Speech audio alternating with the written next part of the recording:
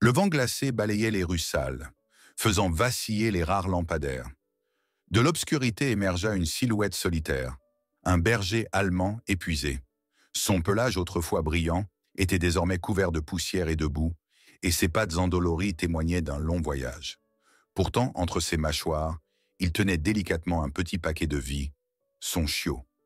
D'un souffle tremblant, la chienne poursuivit son chemin, la détresse brillant dans ses yeux. Chaque pas était une torture, mais elle ne pouvait pas abandonner. Son amour instinctif pour son petit la poussait en avant, malgré ses forces déclinantes. Les contours du paysage se brouillaient sous ses yeux fatigués, mais elle ne pouvait s'arrêter, pas maintenant. Quelque part, il devait y avoir de l'aide, quelqu'un qui aurait pitié. La nuit était d'une cruauté implacable, et la minuscule créature qu'elle portait à peine dans sa gueule ne bougeait presque plus. Doucement, elle pressa son museau contre le petit corps, comme si elle voulait lui transmettre la chaleur de sa propre vie. Son cœur battait à un rythme effréné, et la peur de perdre son petit lui serrait la gorge. Mais soudain, dans la lueur vacillante d'une station-service, elle aperçut une silhouette humaine. L'homme, qui venait de refermer la porte de son camion, perçut un mouvement du coin de l'œil. Il se retourna et vit la chienne, immobile à quelques mètres de lui. Son regard était vitreux, empli de désespoir, et la manière dont elle déposa précautionneusement son chiot à ses pieds lui coupa le souffle un instant. Le petit tremblait faiblement, ses minuscules pattes frémissant à peine. Intrigué, l'homme s'accroupit pour observer les deux chiens. La chienne avait baissé la tête et se tenait là, frémissante, comme si elle avait rassemblé ses dernières forces pour atteindre cet endroit. Le chiot émit un léger gémissement, un son à peine audible qui transperça le cœur de l'homme. Pris d'un étrange pincement à la poitrine, il attrapa instinctivement sa veste pour protéger la petite créature du froid. « Hé, petit !» murmura-t-il doucement en enveloppant le chiot dans le tissu chaud. Il leva les yeux vers la chienne qui le regardait d'un air suppliant, un regard qui en disait plus que 1000 mots. Une demande silencieuse, une prière muette, non pour elle-même, mais pour son enfant. L'homme savait qu'il ne pouvait pas détourner le regard. Hésitant, il tendit la main et caressa doucement la tête de la chienne. Elle ne recula pas, fermant un instant les yeux, comme si ce simple geste la ramenait à un souvenir lointain et réconfortant. « Tu es forte, dit-il à voix basse, ressentant la profonde tristesse émanant de l'animal. Il ouvrit la portière du camion et lui fit un signe invitant. « Viens, murmura-t-il. » Contre toute attente, la chienne hésita à peine avant de bondir dans la cabine et de se blottir près de son chiot. Son corps demeurait tendu, mais ses yeux restaient fixés sur le petit être fragile. Le trajet se fit en silence, ponctué seulement par le ronronnement du moteur. À plusieurs reprises, l'homme jeta un regard au chien. La chienne réchauffait son chiot du mieux qu'elle pouvait, et il remarqua que ses épaules frémissaient légèrement. De froid ou de peur, il n'aurait su le dire. Il poussa un léger soupir et se passa une main sur le visage. Il ignorait tout de leur histoire, mais l'épuisement de la chienne en disait long. Finalement, ils atteignirent une petite cabane à la périphérie de la ville.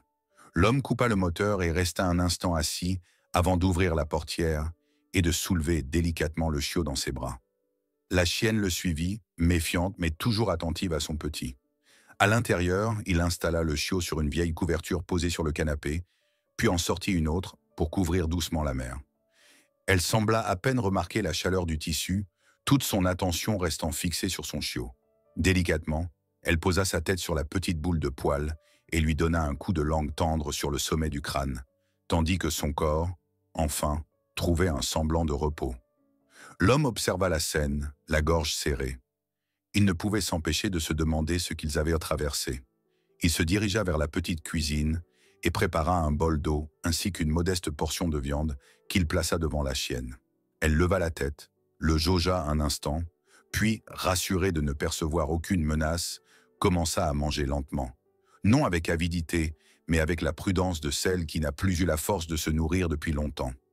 L'homme se laissa tomber dans un vieux fauteuil et soupira une nouvelle fois.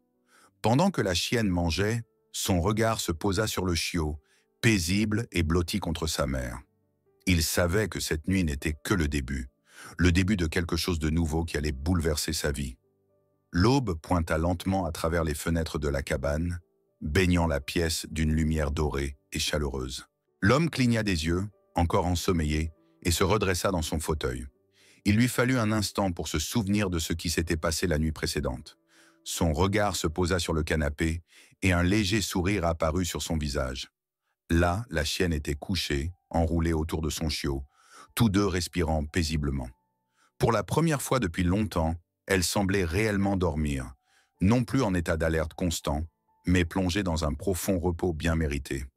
Le chiot était encore faible, sa petite poitrine se soulevait et s'abaissait de manière irrégulière, mais il était en vie, et cela, en soi, était une victoire.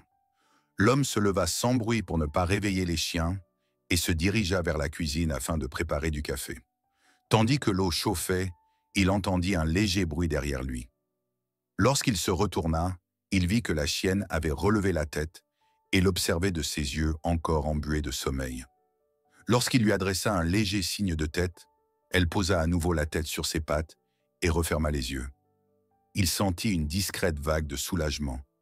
Peut-être était-elle prête à lui accorder un peu de confiance. Pendant que le café s'écoulait lentement dans la tasse, il réfléchit à la situation. Il savait que cette chienne n'avait probablement connu que la souffrance et la déception à cause des hommes, et pourtant, elle lui avait confié son chiot. C'était un signe de courage et d'amour, mais aussi de désespoir. Il se promit de tout faire pour donner une chance à ce petit bout de famille. Alors qu'il remuait son café, un léger gémissement s'éleva du canapé. Le chiot venait de bouger légèrement, et sa mère le poussa doucement du museau, comme pour le rassurer. L'homme s'approcha et s'agenouilla près d'eux. « Hé, petit !» murmura-t-il doucement. « Tu t'en es sorti, hein ?» La chienne l'observait avec attention, et lorsqu'il tendit prudemment la main pour toucher le chiot, elle eut un léger sursaut. Mais lorsqu'elle vit que ses doigts caressaient doucement le pelage de son petit sans aucune brusquerie, elle se détendit. C'était comme si elle comprenait qu'il ne représentait aucun danger. Le chiot ne réagit presque pas, si ce n'est par un soupir léger et satisfait. « Vous êtes en sécurité ici, » murmura l'homme. « Plus personne ne vous fera de mal. » Il se releva et laissa les chiens se reposer, tandis qu'il préparait un peu de nourriture. Il coupa quelques tranches de pain et y ajouta du fromage, puis remplit un bol d'eau qu'il posa sur le sol. La chienne leva la tête vers lui, comme pour s'assurer qu'il n'avait pas de mauvaises intentions. Lorsqu'elle vit qu'il s'éloignait pour lui laisser de l'espace, elle finit par se lever et s'approcha prudemment du bol d'eau. L'homme s'installa de nouveau dans son fauteuil et l'observa discrètement du coin de l'œil. Il était frappé par la précaution avec laquelle elle exécutait chacun de ses mouvements, comme si la moindre erreur pouvait lui faire tout perdre. Après une longue gorgée d'eau, elle revint vers son chiot et lui donna un tendre coup de langue sur le visage. Un faible gémissement s'échappa du petit, et l'homme ne put s'empêcher de sourire. Il savait que s'occuper de ces deux chiens ne serait pas une tâche facile, surtout avec un chiot si jeune et fragile. Mais il était profondément impressionné par la détermination de la mère. Elle avait risqué sa vie pour mettre son bébé à l'abri. Un tel courage était rare, même chez les hommes. Dans l'après-midi, il décida d'examiner les chiens de plus près.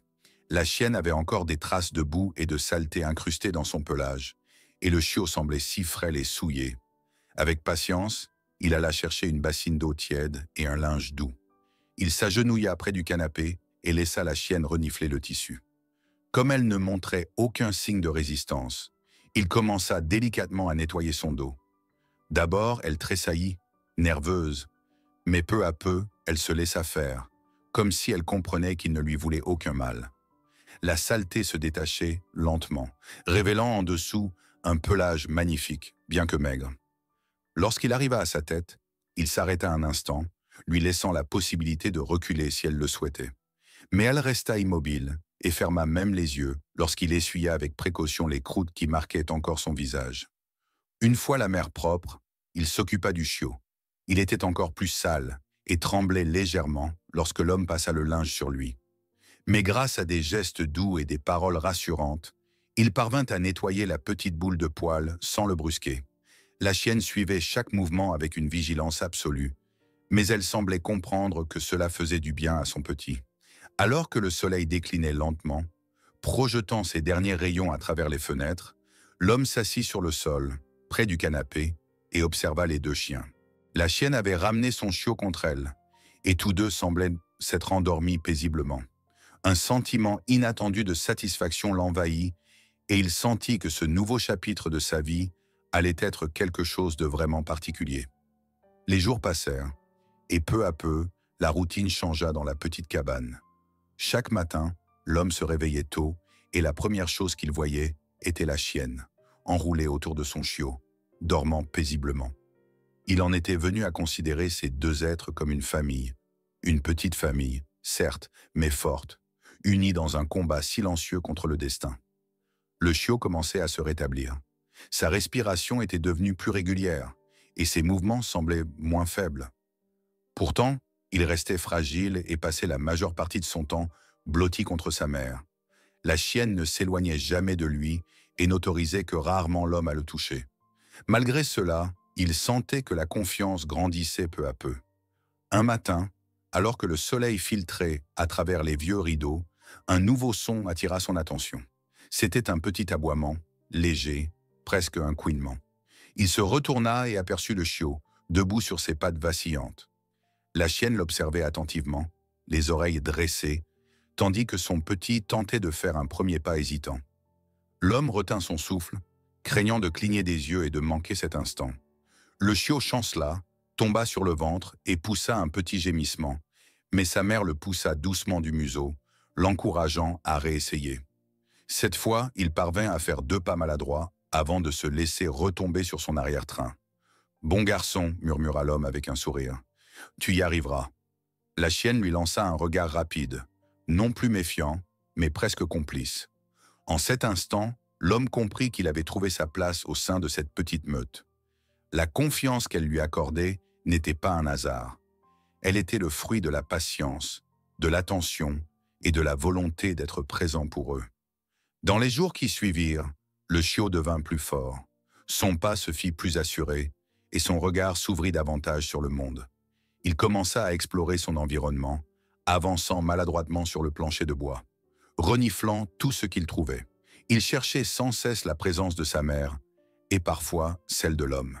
Un après-midi, alors que la chienne s'étirait prudemment dans la cour pour détendre ses muscles, l'homme décida qu'il était temps de donner un nom au petit. « Soleil », murmura-t-il en souriant en voyant le chiot réagir au son de sa voix. « Oui, tu es comme un petit rayon de soleil, courageux et plein de vie. » Lorsque la chienne revint, elle regarda d'abord son chiot, puis leva les yeux vers l'homme. « Il s'appelle maintenant Soleil », lui expliqua-t-il doucement. À sa grande surprise, elle remua légèrement la queue, un geste infime, mais d'une immense signification. Elle semblait comprendre qu'un nouveau chapitre commençait pour eux aussi. Chaque jour, le lien entre eux se renforçait. La chienne, que l'homme appelait désormais Luna, se montrait de plus en plus confiante. Elle le laissait caresser son chiot et écouter sa voix avec une sérénité qu'elle ne connaissait pas auparavant. Quant à Soleil, il développait un intérêt croissant pour son protecteur humain et parfois bondissait maladroitement vers lui. Un jour, alors que l'homme était occupé dans l'atelier voisin, il entendit soudain un aboiement excité. Il accourut et découvrit Soleil, en train d'essayer de grimper sur le canapé. En vain, ses petites pattes bien trop courtes. Luna observait la scène avec un mélange d'amusement et de tendresse, tandis que son chiot redoublait d'efforts pour surmonter cet obstacle impossible. Riant doucement, l'homme le souleva délicatement et le posa sur la couverture. « Tu y es arrivé, Soleil », dit-il en lui caressant le pelage. Le chiot gémit de contentement et se pelotonna dans le tissu, tandis que Luna s'installait à ses côtés. À cet instant, l'homme réalisa à quel point ces deux êtres lui étaient devenus précieux. Il savait qu'ils avaient encore un long chemin à parcourir, surtout Soleil, qui devait grandir et se renforcer pour devenir un chien robuste.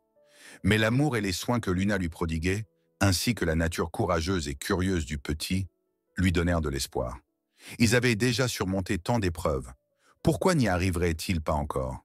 Ce soir-là, alors que le soleil disparaissait derrière les arbres et que la cabane se teintait d'une douce pénombre, l'homme s'assit sur le perron avec les deux chiens et sentit une profonde sérénité l'envahir. C'était comme si le temps s'était suspendu, et dans ce silence, il perçut la force du lien qui les unissait désormais. Luna posa doucement sa tête sur ses genoux et le regarda de ses yeux profonds et intelligents, empreints à la fois de douleur et d'espoir. L'homme posa sa main sur sa tête et caressa doucement son pelage soyeux. « Nous sommes une famille maintenant », murmura-t-il, et comme si elle avait compris, Luna se pressa un peu plus contre lui. À cet instant, il sut qu'il avait pris la bonne décision. Luna et Soleil faisaient désormais partie de sa vie, et il ferait tout pour leur offrir un foyer sûr. Le printemps était arrivé, et les premières fleurs commençaient à éclore autour de la petite cabane. Luna et Soleil s'étaient pleinement acclimatés, et l'image de peur et de détresse qu'ils formaient autrefois s'était transformée en un symbole éclatant d'espoir. Soleil avait pris des forces et bondissait sans relâche dans la cour, sous le regard attentif de Luna. Debout sur le perron, l'homme observait leurs jeux insouciants. Soleil courait à travers l'herbe, poursuivant les feuilles emportées par le vent et aboyant joyeusement à chaque bourrasque. Luna, allongée à l'ombre, les yeux mi-clos, restait néanmoins prête à se lever au moindre signe de détresse de son petit. L'homme ne put s'empêcher de sourire. Il était stupéfiant de voir à quel point ils avaient changé. La chienne amaigrie et effrayée était devenue une mère fière, élevant son fils avec une douceur ferme. Quant à Soleil, il s'était transformé en un chiot vif et curieux, débordant d'une joie de vivre contagieuse. Un après-midi, alors que l'homme fendait du bois pour la cheminée, un mouvement attira son attention à l'orée de la propriété. Un chien inconnu, maigre et négligé, s'approchait prudemment. Luna bondit sur ses pattes et se plaça devant Soleil pour le protéger, tandis que le chiot, intrigué, dressait les oreilles. L'homme posa sa hache et observa la scène avec attention. L'étranger s'immobilisa, les oreilles en applaquées en arrière, la tête basse. Il ne semblait pas agressif. Sans doute n'était-il qu'un pauvre errant en quête de nourriture. Luna se détendit légèrement, mais son regard resta méfiant. L'homme s'agenouilla et appela doucement l'animal. « Tout va bien, tu n'as rien à craindre. » Le chien s'approcha lentement, jetant des coups d'œil prudents vers Luna, qui ne le quittait pas des yeux. Lorsqu'il arriva enfin devant l'homme et renifla timidement sa main, la tension s'apaisa. L'homme put voir ses côtes saillantes et ressentit cette douleur familière au fond du cœur. Il se leva et rentra dans la maison pour chercher une gamelle d'eau et quelques restes de nourriture.